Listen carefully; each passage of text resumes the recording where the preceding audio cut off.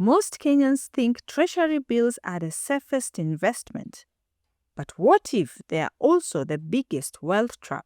For years, Kenyans have been told, buy Treasury bills, buy government bonds, play it safe. But NDINDI NYORO says that mindset could be keeping millions locked out of real wealth. What if the safest investments most Kenyans trust is actually the reason many never become wealthy? Here is a bold warning coming from economist and MP NDINDI NYORO. Let's use our might for the benefit of growth of these companies and the growth of our money. And how do we do it? And why do we do it? If you look at even in terms of individuals and companies who have grown, take a person like Peter Thiel in the US. He invested $500,000 only. $500,000 in Facebook at the early stage. Okay, he sold along the way. If he never sold his equity, he had a 10% in Meta, Facebook. The current value as we talk today, 10% of Facebook would be around 150 billion US dollars. Now, I'm provoking ourselves here. Even as you invest in those assured things, which we may have realized they are not as assured as we think, can't we also have a significant amount of money where we are funding growth companies, antelopes, so that even if you fund in 10 and only 5 works, they give you profit more than all the money you have in T-bills and bonds. And don't tell me about law. That's why the regulator is here to tell you laws are dynamic.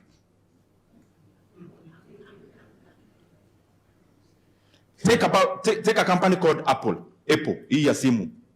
There's a guy who was called Mike Makula. I was reading the other day the biography of the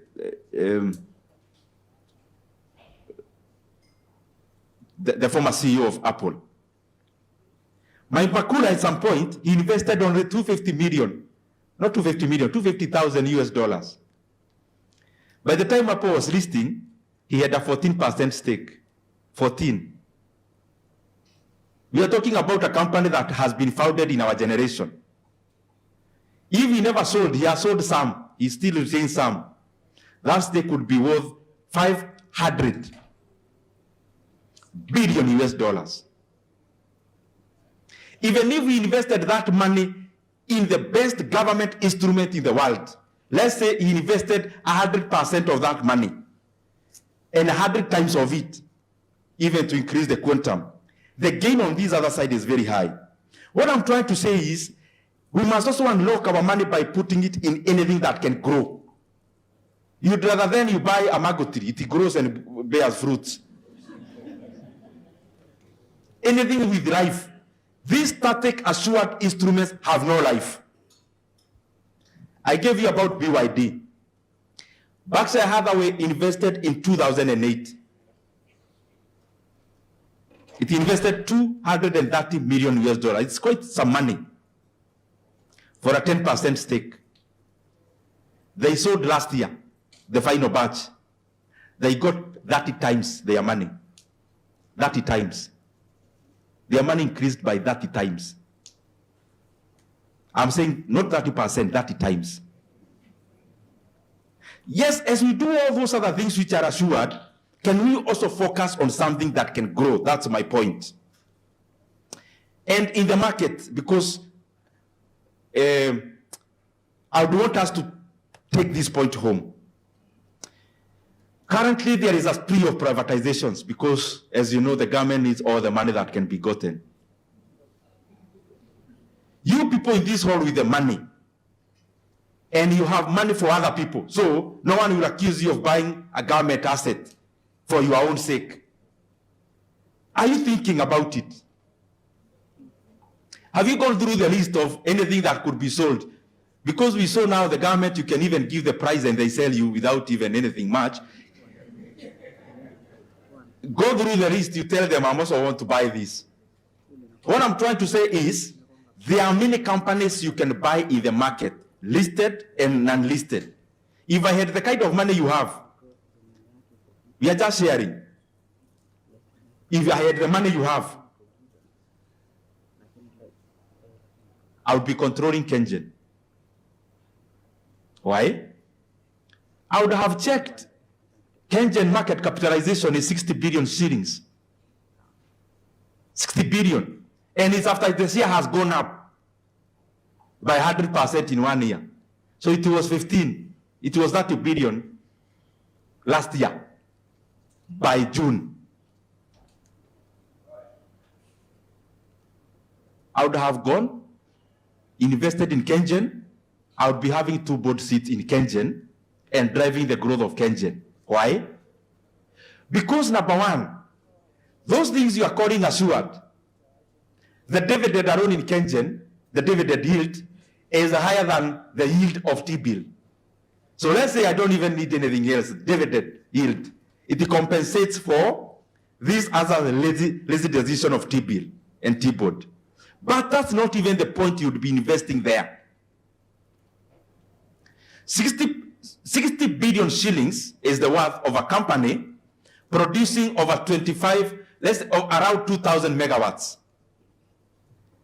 The professional in your office could have sampled several other markets. Sample Nigeria. A company like Kenyan. One is called Transcorp, Geregu Power. What do you realize there? Kenyan was 60 billion, producing over 2,000 megawatts. Transcorp, just here in Nigeria, still listed like Kenyan, is worth 200 billion, but producing half of Kenyan. You don't need any other analysis. Just look now at the debt. You realize they have no debt ya kukustua. You look at the assets. You realize they have $500 billion worth of assets. $500 billion worth of assets. But you'll be buying a company for 60 billion shillings. Na saa hii umejifanya hapo mnyenyekevu sana.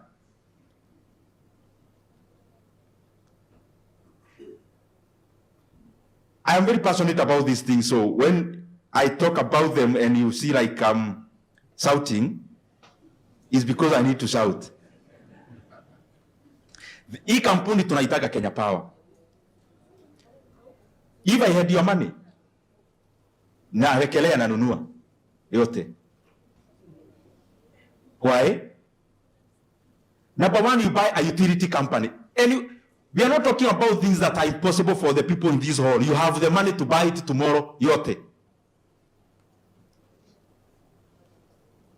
You are talking about a company, if you buy it today, you'll pay 29 billion, yote ikue yako. But the profit per annum, the recent one, was 24 billion. I know you think I'm wrong. No, I am right. Have you ever seen such a company? To buy it today, you'll buy it for 29 billion. And you now be saying, Lydia Masharia, yule owner wa Kenya Power. Yote. Yani anakuangalia anasema, huyu tutawekea stima huyu. On a light note. So, Berkshire Hathaway of Kenya would be doing those kind of things. And you can create, whether you're a pension manager or what, you can create a number of investments that can do that. And you don't put not too much of your portfolio in terms of size, percentage. A small one will do others. You'll buy a company for 29 billion, which is making for you 24 billion in only 1 year as net profit. And given the inefficiencies of it being run as a parastatal. Can you just imagine? If you bought, you are now running it, you have sufficient board membership, you just go there and say, from tomorrow, this company is no longer buying transformers. We will list people where customers will be buying transformers for themselves directly. You go there because you are controlling it, because you are the Berkshire Hathaway of Kenya by that time. You say, we are the new owners. We are no longer going to be buying poles. We will list pole companies. So if you want a connection, you go buy directly. What do I mean? You will stop now Kenya Power selling to customers a pole at 15,000, which them themselves, they buy at half the price. They'll give you the permission to go and buy it directly. And then you remove all that procurement manenos from Kenya Power. It goes directly to the market. The company becomes so efficient, you will make 50 billion in your first year as the owner. You return all your money in 1 year. And then hingine, unaokota tu for free. I would have gone to the market if I had the kind of money you have. I would be in the market. By the way, currently in Kenya, you don't need to buy a company off the market. All companies off the market are more expensive than the one in the market. That is why a share of Family Bank is more expensive than KCB if you compute. Because they are not listed. They'll be listing, yes. But the shares of unlisted companies now are more expensive because our market has been bearish for a long time. So even when it is bullish for a few months, it is still bearish. I would have gone to a company like Diamond Trust Bank. I would have gone to talk to Aga Khan if I were you. Tell them we can make a deal. Why? Because this is a company, a bank, a full-fledged bank, a regional bank, not even Kenyan, with core capital of 100 billion shillings. Core capital, or shareholders' funds, over 100 billion shillings. But in the market, you are buying it at that price. That. Their dividend yield is the same money you get from T-bills. Na hizo vitu zote hujahesabu capital gains which you are likely to get.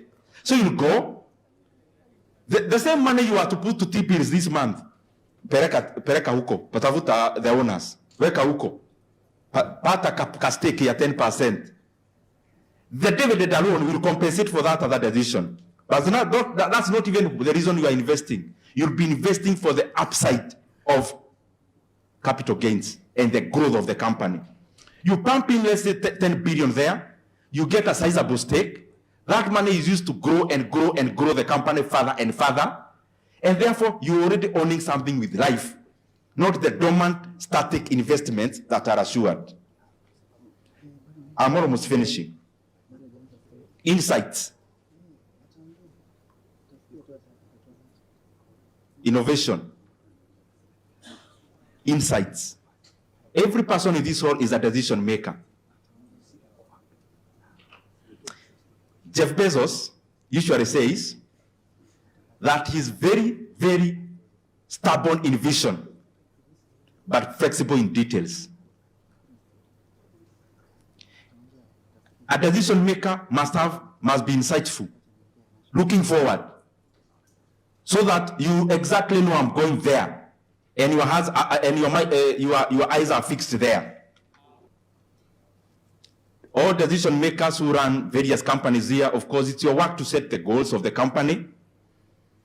And there are things we are told since we were in primary school. Set goals, at the smart, specific, measurable. The goals of a CEO or a fund manager must be different now. Of course, you have assets under management as your goal, the threshold. But can we expand further? Can we expand further too? Must we actually all be competitors? How many fund managers do you actually need in Kenya? Fund managers, I mean, I have put everyone who deals with money together. How many do we actually need? We need many, yes. But is it possible we have some few major ones which can colonize other regions? Is that possible? Because when you have so much money at the management, you see, like I usually see at the BlackRock announces to open an office in Nairobi. They have not yet opened. It becomes news on Bloomberg. Even thinking they are opening an office in Nairobi. And you are here, no one even reports you. Bloomberg have never known you are here. Because of size and scale. So part of the goal setting is to know, many times even in politics politics, we are trapped, just as in business, in something called prisoner's dilemma. Prisoner's dilemma is an analogy given in prison. Even in areas where people should collaborate, even when it makes all sense for people to collaborate and talk in one voice, even after analysis have shown collaboration is better, you still want to finish the other person even before you collaborate. You say, yes, we may collaborate, but let me finish him first. Then a vicious war starts. Vicious war starts, you get finished, all of you. So there are some goal setting that may involve, okay, this guy, we fear them. They are very good in this thing we are doing, and we are competitors. Maybe it makes sense for us to collaborate other than compete. Maybe we can end up making more money, spending less in advertisement and marketing, spending less in cutthroat margin competition. Maybe it's your business to think about that. Lastly, in terms of strategic governance, I would only highlight 2 points there. Of course, being strategic is your business. Strategic, thinking macro. There are some things you must not delegate, even as the boss. The sequence I talked about. Because the person you have employed in your office is a fresh graduate. They have worked for 2 years.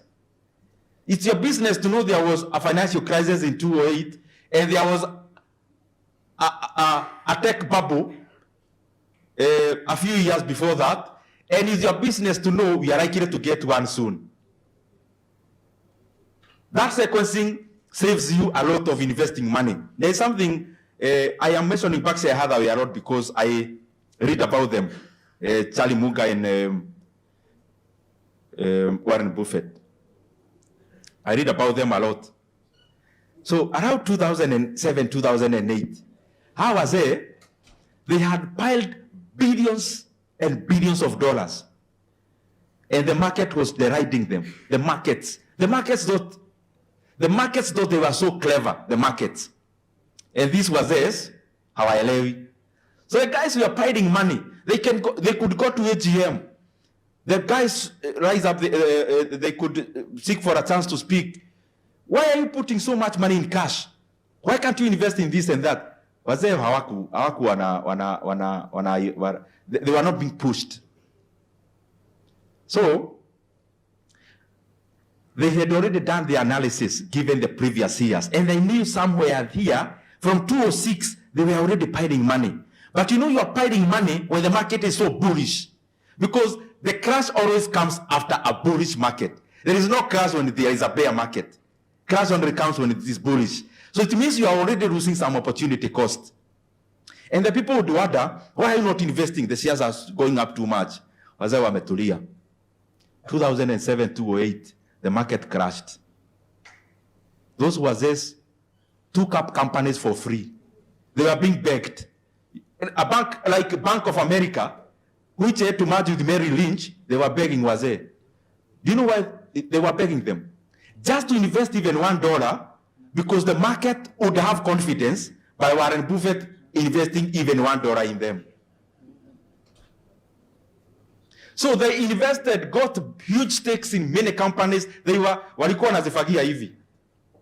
So that strategic decision making have to be with the bosses of the firms who are here. Even those guys, they never, if you go to the Berkshire Hathaway's office, they don't have actually any expert. Those two others used to be the experts. One is late. The other one is actually, I think he retired this December. Wako na 12 staff. Company worth more than $1 trillion US. With more than 200 companies. I'm not saying you get sacked, you guys, eh? What I'm saying is that the owners of the companies, the leaders, they have their role to play in strategic decision making. Last one is emulation. There is something I've seen economists and also companies. Emulation is, me as a small-time shareholder, I don't need to look at global trends. I see what Warren Buffett is saying, what Ray Dalio is saying about global markets. And then I polish up. Nawekelea tu yangu kidogo na paka rangi. So najua dunia inaenda hivi. Economically.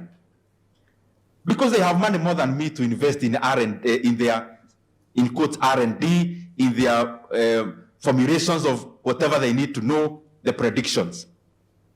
So some of the money you spend, you don't need actually to spend, you emulate. Even economists do that. For Kenya to grow, we don't just wake up and say, we want a Kenyan model. No. We can look at models that may work, that are close by. Either in a car kama Kenya. So that you don't have to experiment too much. For example, one experimentation I'll never do, people in this hall. From today, I would go and take stakes in the NSC without thinking. Why? Because there is no way you are going to get a cheaper company outside than inside the market. Because the market has been bearish. And it's a buyer's market. When it's a buyer's market, why are you looking to buy something and outside? Do you know why I'm saying it's a buyer's market as I finish? Some people are asking me, tell us, wewe unanunua KPC? Nimeulizwa na watu wengi hivyo sana. Unanunua zile pipeline? I can't tell you what to do. Because markets, even your own stockbroker cannot tell you what to buy. Because they can tell you in good faith, and then the market misbehaves. Because the markets are not just fundamental. But I want you to take on this. I'm just trying to make a point on why listed companies are so cheap. Let me use Kenya Pipeline. It's not yet listed. Iweke hapa. Do you know anyone with an idea it's valued at how much? At the IPO valuation? The whole company. Even if mnaweza go hata nyinyi saa ingine mnaniangusha kiasi.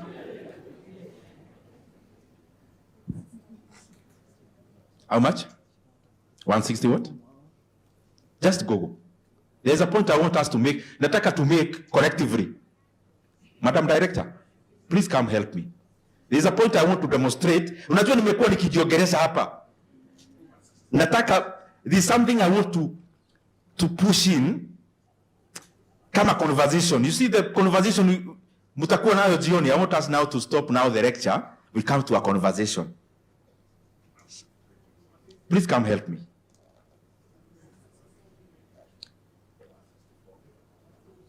My brother, come kuja na hiyo karatasi. Tafadhali nisaidie. Karamu na hiyo karatasi, tusaidiane watatu hapa. Hii mambo hakuna haja ya kuongea ati I'm looking down hapa nikiwa juu. Rather, let's converse so that the point can get home. And my point is, kuja, nataka evidence, nataka kukuwe na witness. Haya, andika Kenya KPC. Hata nyi andikeni. I want you to refer, this is my last point anyway. Ya mwisho simuandike tu tafadhali hata kama. You know nowadays tunasemanga iko YouTube, I'll go to rewatch. But there's a point I want us to make so that we can use it. Do you know what I want us guys? There are low-lying fruits in the NSC. Let's exhaust them as a country so that we start thinking. You know why? Me, I can't think. You tell me, oh, start a new company. Why do I need to start a new company when I'm getting cheap companies in the NSC? Why? So, companies grow when you exhaust low-lying fruits. China grew by first exhausting labor. Labor was so abundant. So, because it was almost free to employ people, labor-intensive industries, low-lying fruits, unamalizana. After you finish, you go to skill-based. They went to skill-based. Wakamalizana. Because of barriers of entry also. Capital-intensive because they now were having some money. So you broke other people based on the might of capital you have. Then you grow. Then you brought back the same process from this capital to become technology intensive. So if the economy grows by picking low-lying fruits, even us here in Kenya will grow by first of all picking low-lying fruits tumalizane nazo. The low-lying fruit in Kenya now is the NSC, for you guys seated here. Not passive. Become huge participants. Huge. Why are we having World Bank investing money in our private companies when you are oversubscribing our T-bills? How? KPC. Na nataka tuulizane maswali. So you can use Google also. 163. Make a column. Make a column. Moja uweke valuation. The first column, call it valuation. The second column, call it profit.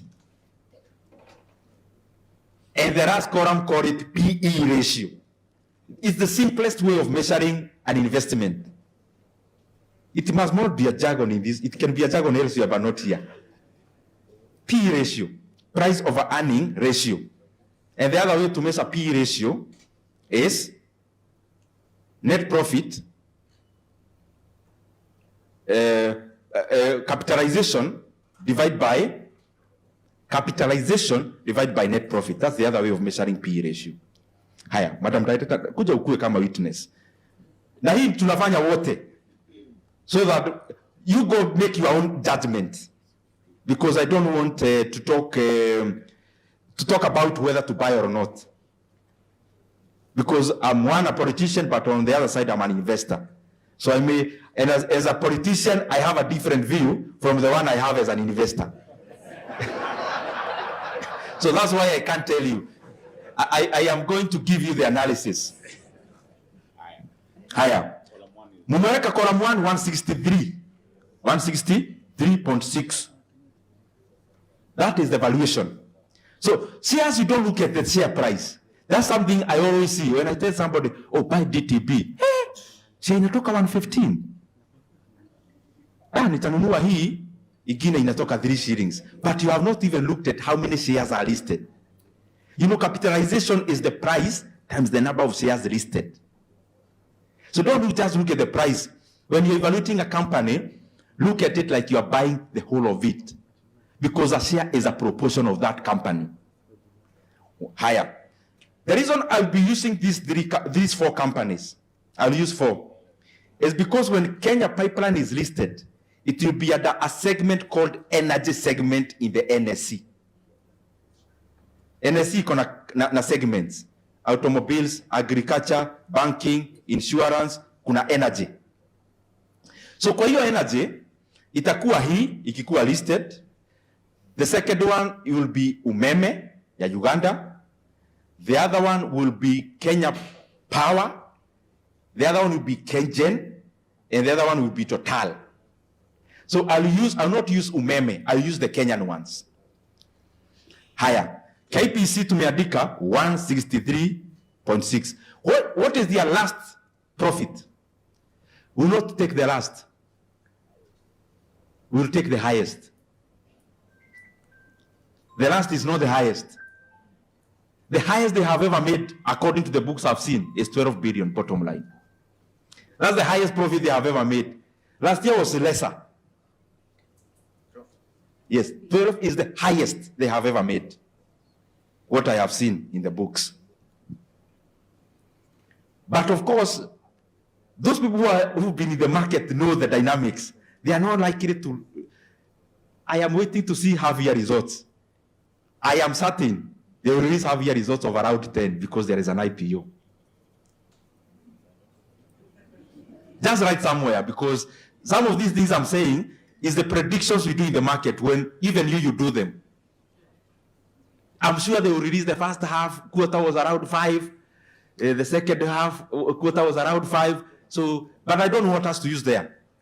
I want us to use 12. But I'm just telling you, when there is an IPO, part of that IPO comes with lazima upake kampuni rangi kiasi. So they are likely to announce half-year profit of 10. And they are actually also likely to be oversubscribed. Because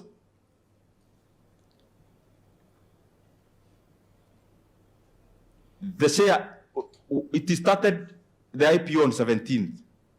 If they stopped on 17th evening, it was already oversubscribed. Not by Kenyans, the allocation done on the paper.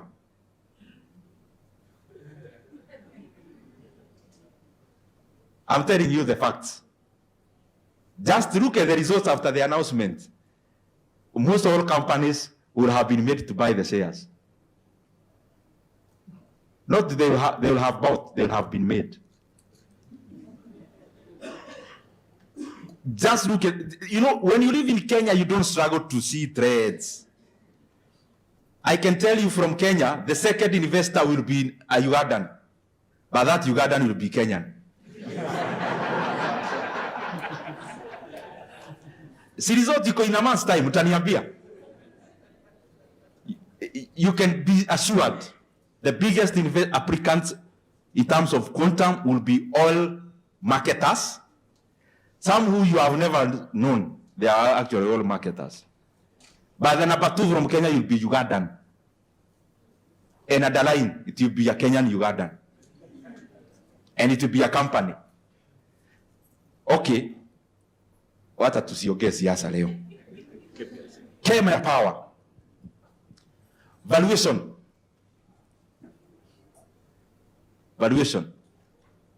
Just Google there. Saki kutumia my words. Just go, somebody to Google for me, Kenya Power market cap today. You know market cap, I hope you know market cap. The valuation of the company using the share prices. That's why you heard me talk about this Safaricom issue the other day, because it is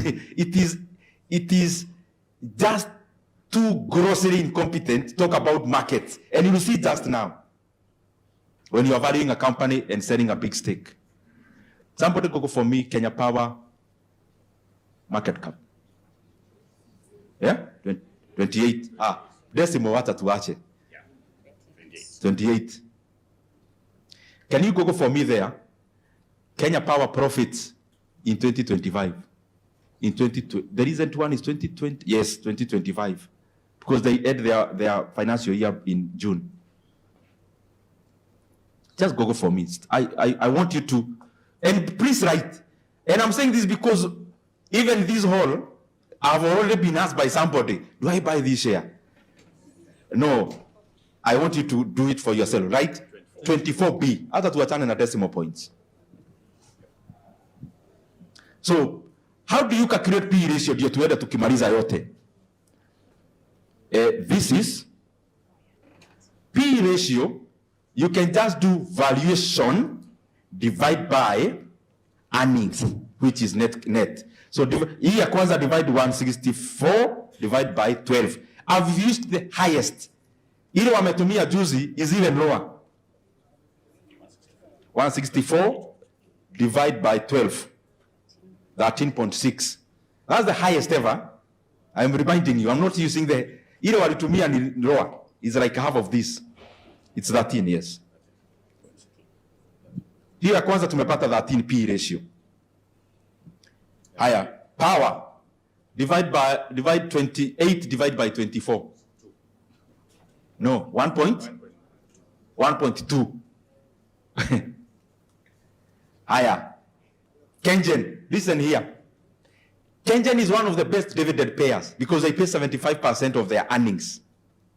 But I don't want us to focus on dividends. We focus on the company. Can you Google for me market cap of Kenyan? It's around 63 billion. Weka 63. Google for me Kenyan profit 2025. It's around 10. But Google.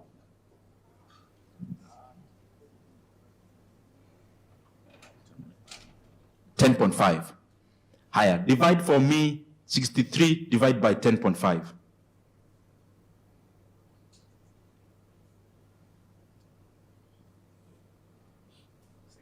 Na muandike pahali. Hii kitu nataka muende nayo nyumbani. 6. Let's go to Total Kenya.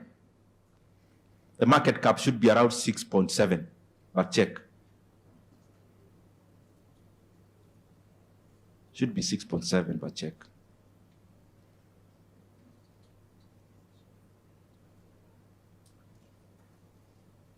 Total Kenya market cap. Total Energies.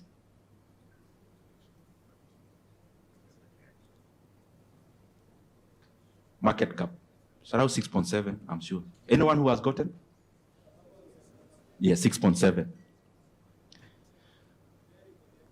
Higher profit, just check, total Kenya half-year profit 2025. Half year. Judio imetoka. Full year itatoka maybe next month. Must be about 1.1? 1.1. So times 2? 2.2. So 2.2. Divide 6.7, divide by 2.2.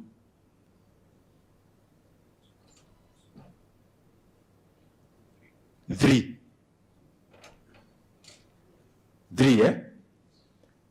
Madam Director, I request for this question I'm going to ask the company to give just a gift, if atakama ni hikabukure, to the person who will answer.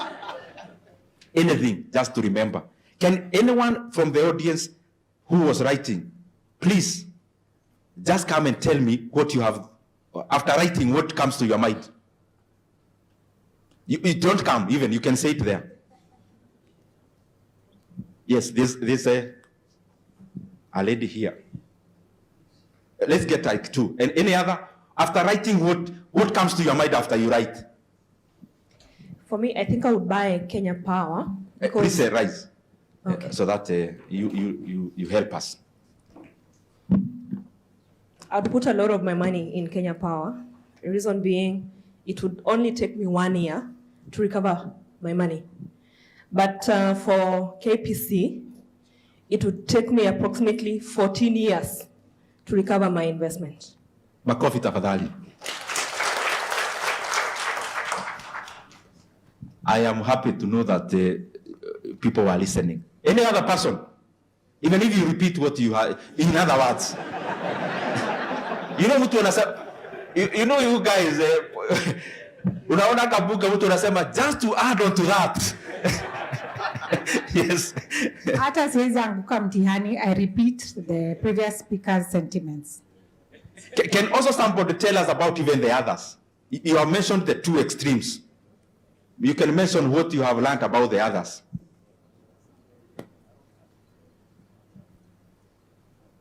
Anyone who wrote that graph, what you have learned and what comes to your mind?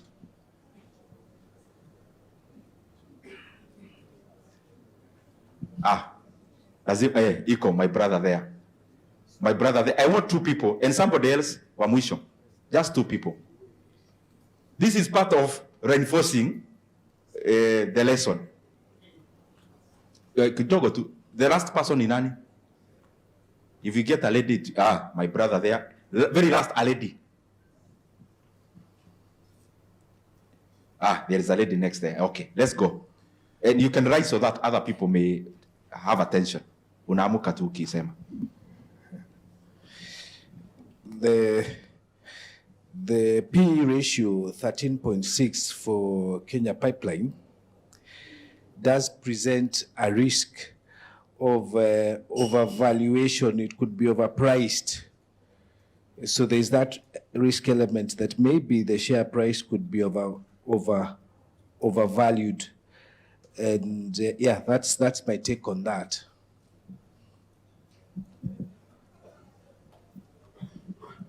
Okay, my take on this, Total is 4 times better than KPC.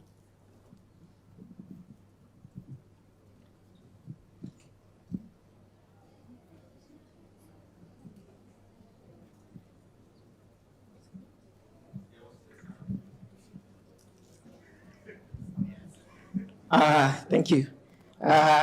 What I gather is that the listed companies appear better value for money. KPC, not as good as the listed companies. Thank you.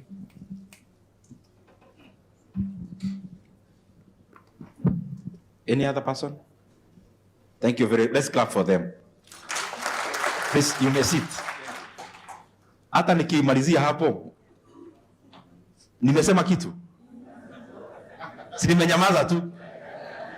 So what I mean, many times we rely on people, on professionals to guide our money. But some of the decisions we need to make when you are investing are too, can you just imagine you never read in a book? They are too close by. You just went on your phone and all the relevant information you needed, you have it. So, markets also have other things. You may not know what has been hidden there. So that's why it's difficult to tell somebody, as a politician I may talk, but this is not the forum. But as an investor, you have talked. You get what I mean? So, and in all the other, when you go to banking, you look at something called core capital versus the valuation. That's how you value, when you're buying a bank stock, you look at the core capital or shareholders' funds, because core capital applies to the bank, which is only operating in Kenya. But most of the Kenyan banks are operating regionally, and they have subsidiaries. So shareholders' funds also captures subsidiaries. You know, core capital is a statutory requirement to list. But shareholders' funds also now incorporates whether you are a bank, the Ugandan one, the Tanzanian one, and the rest. So always look at the percentage between the valuation and the core capital. As I finish, very lastly, I also want to plead to Kenyans, and I want to plead to the government. When we give our considered opinion, we are giving it for Kenya to benefit. I still hold, because the truth, you cannot rub it. The truth will remain to be the truth. The valuation of Safaricom at 34 shillings is grossly undervalued, as we have seen in our computation here today. We have seen here that Kenya Power is valued at 28 billion. Even at that double that, which is 56 billion, do we think government can sell Kenya Power for 56 billion? They can't. Yet it's double price of what the market is trading. So I'm also appealing that all of us, let us purpose to put up Safaricom transaction in an international bid. Because people will compete for our shares, which is a 15% stake. And you can be guaranteed the 2 or 4 billion we are getting, we are going to get more than 350 billion from other people bidding for Safaricom shares. Because our market has been undervalued. And when it is undervalued, it is not the right parameter to measure the share you own. It is the right one to measure the share you want to buy, not the share you want to sell. And you have seen in the market, yesterday night, you saw that Nedbank from South Africa is buying NCBA. It is buying NCBA at a price of around 102 shillings because it's 1.24 to book value. It's about 1.4 to book value. So the share was trading at below 70 before any news of a takeover came up. But now the company, in terms of the valuation at which Nedbank is buying NCBA, is more than 50% of that price. Meaning the market was not valuing NCBA the way it ought. And that's why there is already a transaction of the market at a much higher price. There is a transaction happening in Kenya now of a company called EABL. The IGO is selling to Asahi of Japan. The share price today, as you can check on the internet, of EABL is 244 shillings. 244. Yet, the IGO and Asahi, they are transacting the same share at 590 shillings. 590. How can we then be so incompetent as Kenya that we are selling up our government assets based on market price? The idea is not basing on market price. Nedbank is not basing on market price. Why should Safaricom be based on market price? Then you lose up value. I think when we say these things, it's not politics. It is about Kenya getting an extra 150 billion to build more roads to prosper Kenya and our systems. The very last thing, I want to announce to all of you here as my brothers and sisters, what we did in Keharo in terms of launching a program of learners paying 500 shillings per term. It is the journey towards totally free basic education in Kenya. And we are going to make it happen.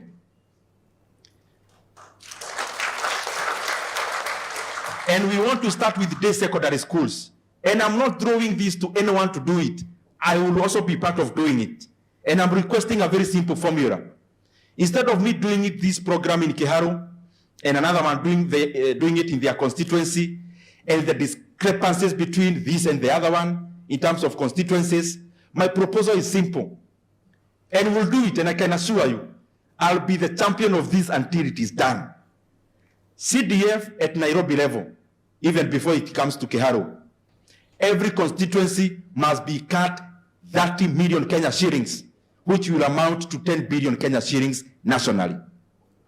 We put that money into a kitty we are going to call day secondary school kitty. The governors in the equitable share to also contribute 10 billion Kenya shillings. Even before it reaches, the Treasury should deduct the 10 billion. The national government, and especially the Ministry of Education, to also rearrange their budget and raise an extra 10 billion Kenya shillings. We put that money into a kitty of day school. Kenya requires only 30 billion shillings to make day secondary school education free and totally free, including lunch. And Kenya must start that journey today, not tomorrow. We must never use basic education ever again as a tool anywhere in the election period. The day secondary school and basic education must be made free.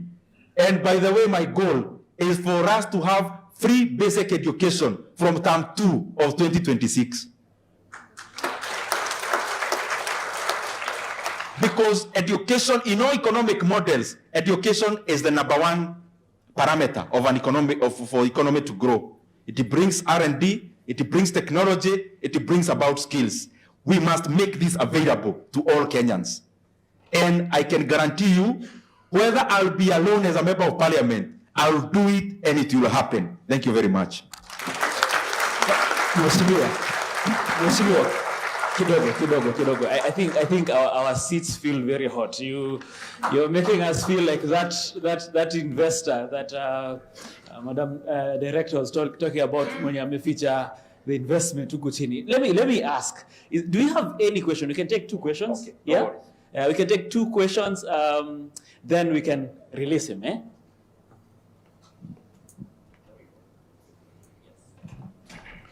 Wow, I can only say that. Let me stand.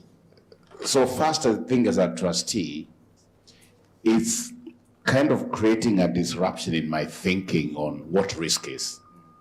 Because I used to think infrastructure bonds were risk-free until you talked about Ghana. And then the question of passive versus ownership as a big principle. I think that's what I would say really landed with me. I think the question I have is, in this ownership journey, you've just taught us part of owning, we're actually owning the wrong things. How do we manage that risk of saying I own Quells, I own these? How do trustees build their capability to truly own what they should be owning? Because there is that bigger risk of, yes, passive. I would rather passive because somebody else is doing it for me, rather than if I do that. The second one, and it's very quick, economic growth versus economic development. Yes. I think that's something you could tell us a little bit, because we think more growth rather than development. And my last thing is, who are you? Because entrepreneur, economist, member of parliament, actually, but who are you?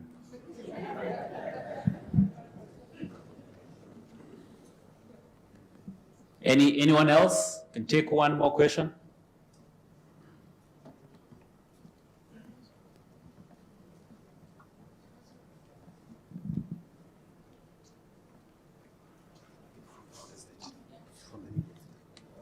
Not from the media, just from the delegates.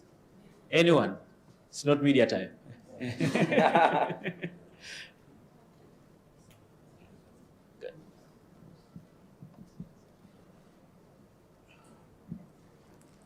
Hi, everyone.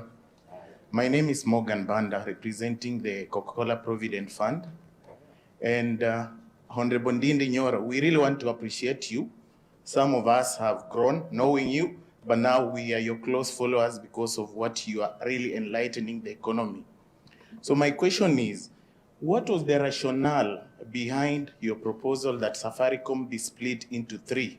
I know from where you stand, you are opposed to the sale of Safaricom shares to Vodafone, but I just want to understand your logic. The CS for Treasury and Economic Planning yesterday was saying that he doesn't understand where you got your valuation. Yet, I think we have just done some valuation here, and I think from your point of view, it's like Safaricom is undervalued compared to other global players. Thank you. Shimio. Thank you very much. I'll be quick. My brother, please remind me your name. My name is Paul Kasimu from Minet, but previously Safaricom.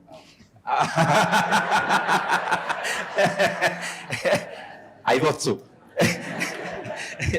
Thank you very much, Paul. In terms of ownership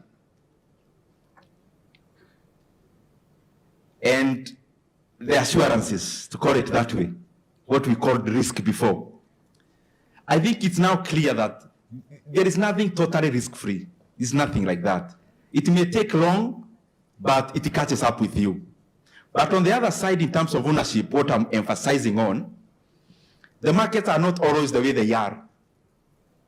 Let's underline that. So you may not call me here in the next 2 years and I say the same speech. Because the markets change. What do I mean? Currently, Kenya is very bearish. That's why for me, any company you are buying listed, majority of them are underpriced. Warren Buffett usually says that he does not look at share prices. Once he invests in a company, he doesn't care to look at the share price tomorrow or the next year, because he already made the right decision at the buying price, at the entry level. And always remember, you don't make profit at the point of sale. You make profit at the point of purchase. Any money you make, you don't make money because you are selling something. You make money because you got it cheap.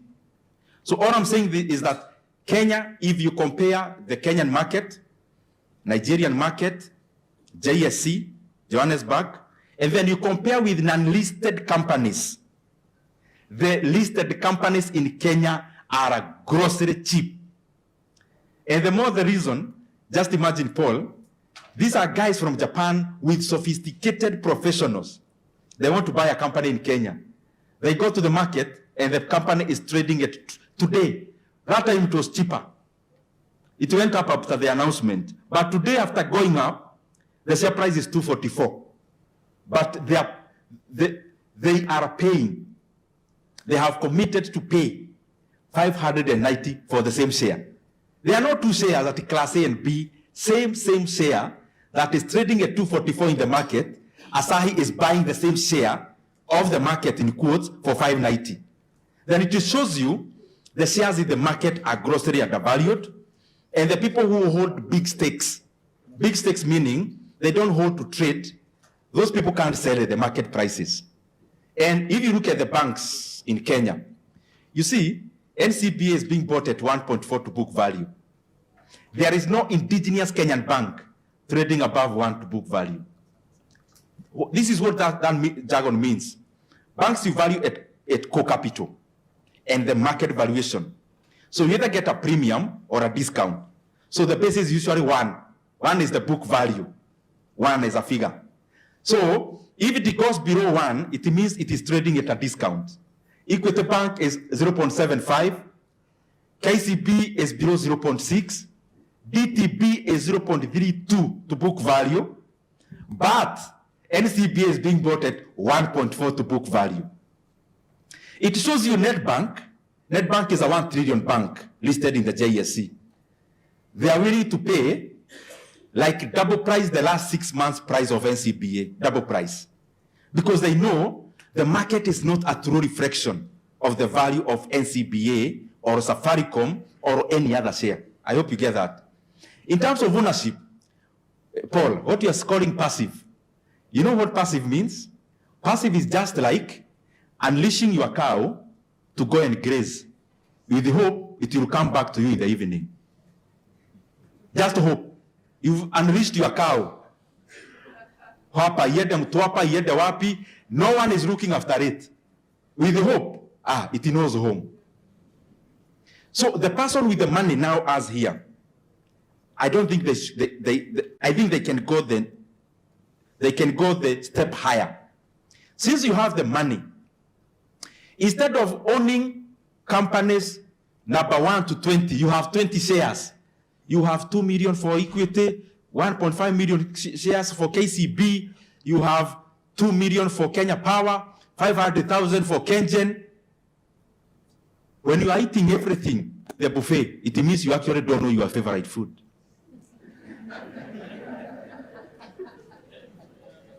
Then if you grade your investment options from number 1, NSE has around 60 listed companies that are active. If you grade 30 of them from number 1 to 30, you grade them. This is number 1, like the one we graded today. You can clearly see out of the energy sector, which is number 1. And I don't need to tell you, you saw, you calculated yourself. So if you grade number 1 to 30, these are the best investments you have in Kenya. Paul, what would you be doing with number 23? Now you have nothing to do with number 8 even. You actually have nothing to do with number 7. Deal with the top 3. Ufukie hapo. Unless you have doubts about your capability to analyze.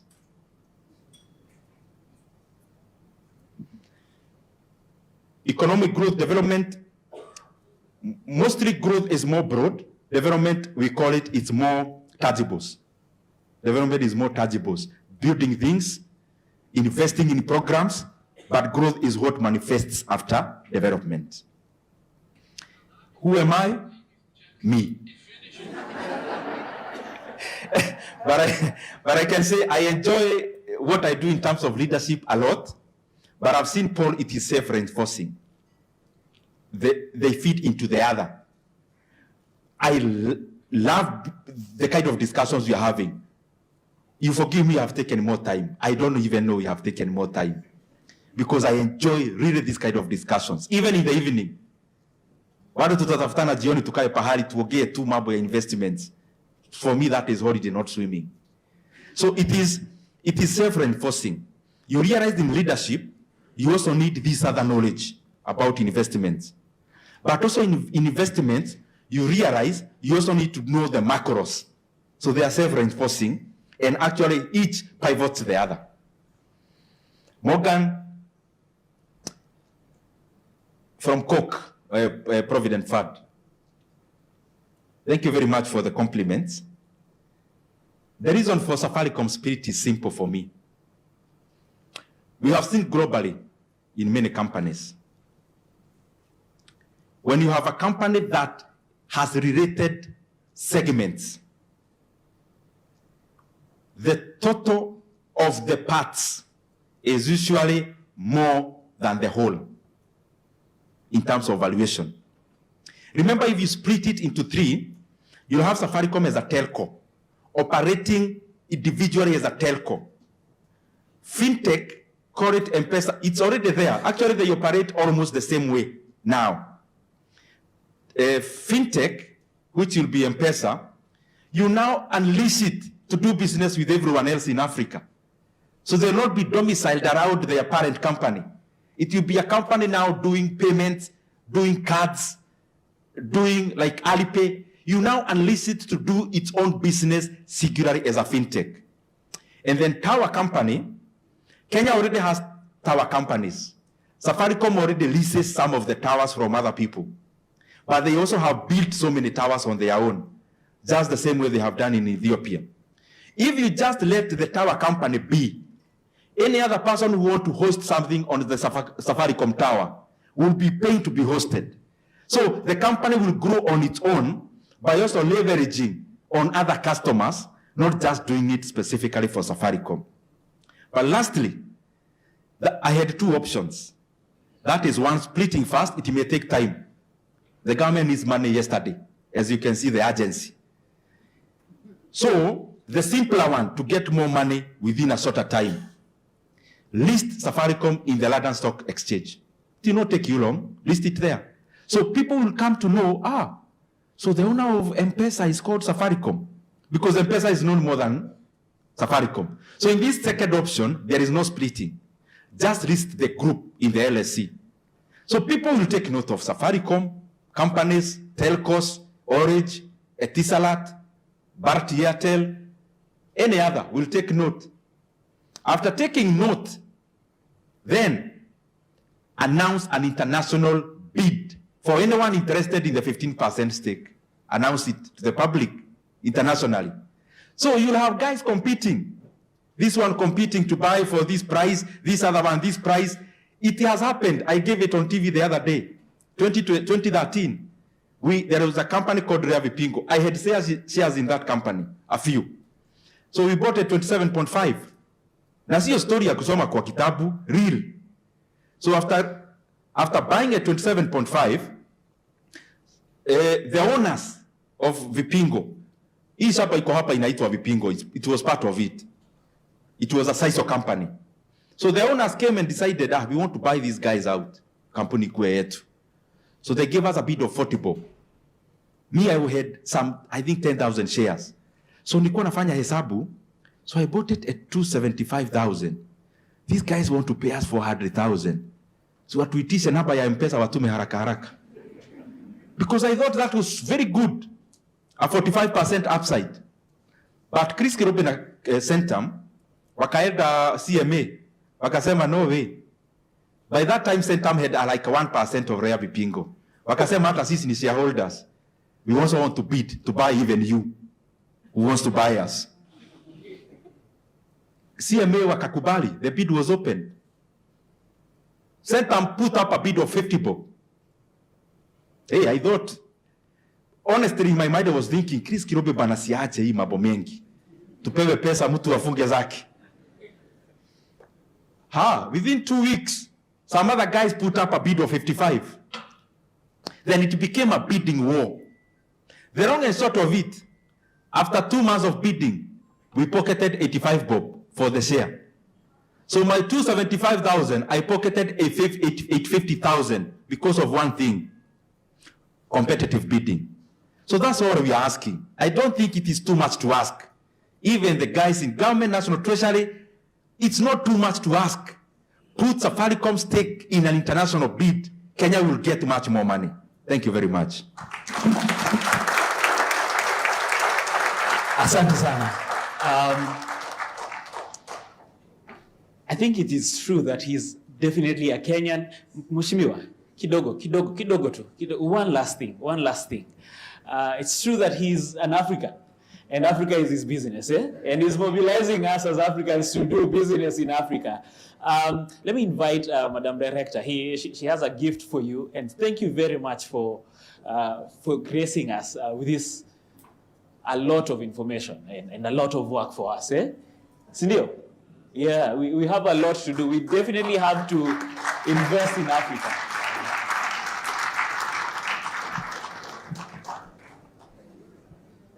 Asante sana. Let's also clap. Let's clap. Thank you very much. Asanteni.